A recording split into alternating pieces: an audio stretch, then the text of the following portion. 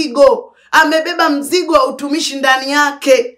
Huyu mtumishi wa Mungu Paulo ndiye aliyeandika kitabu cha Korinto. Akasema yani anaogopa asije akaharibu injili. Kwa wakati mwingine anasema mstari wa 16 anasema maana ijapokuwa naihubiri injili sina la kujisifia, maana nimewekewa sharti, tena ole wangu nisipohubiri injili.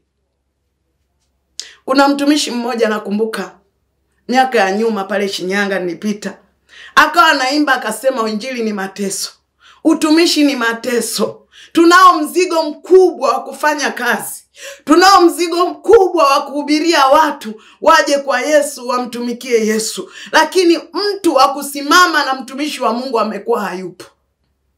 Watu wamesimama ni kuwasengenya watumishi wa Mungu. Watu wamesimama ni kuwasema watumishi wa Mungu. Wameshindwa kusimama katika nafasi yao.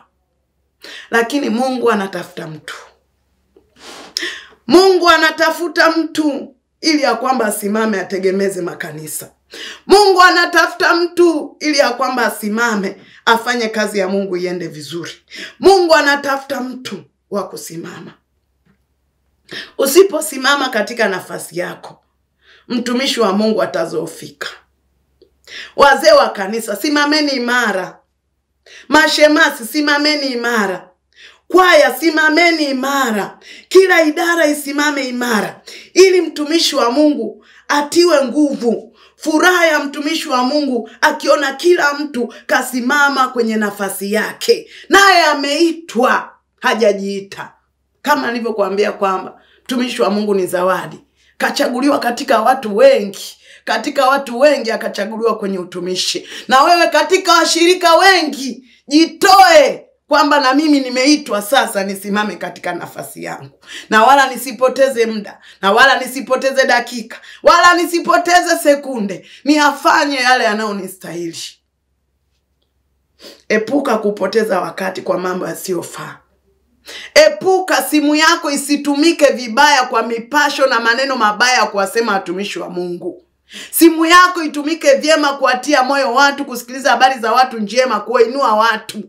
Usitumie vibaya kitu ambacho Mungu amekupa. Tumia vyema kwa utukufu wa Mungu. Jina la Bwana libarikiwe sana. Kila idara isimame imara ili mtumishi wa Mungu atiwe nguvu. Furaha ya mtumishi wa Mungu akiona kila idara inasimama imara. Yesu alisema furaha yake ni kuyafanya mapenzi ya baba yake. Furaha yake ni kuyafanya mapenzi ya baba yake.